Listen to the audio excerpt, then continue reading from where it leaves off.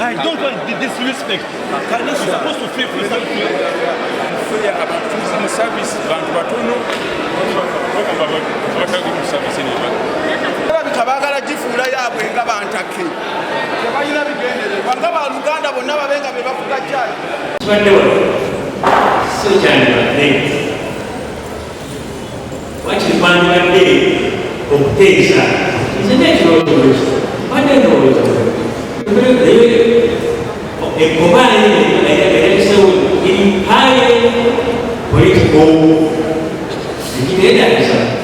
Download the app on App Store or Google Play Store now. Vision Digital Experience, the future of media.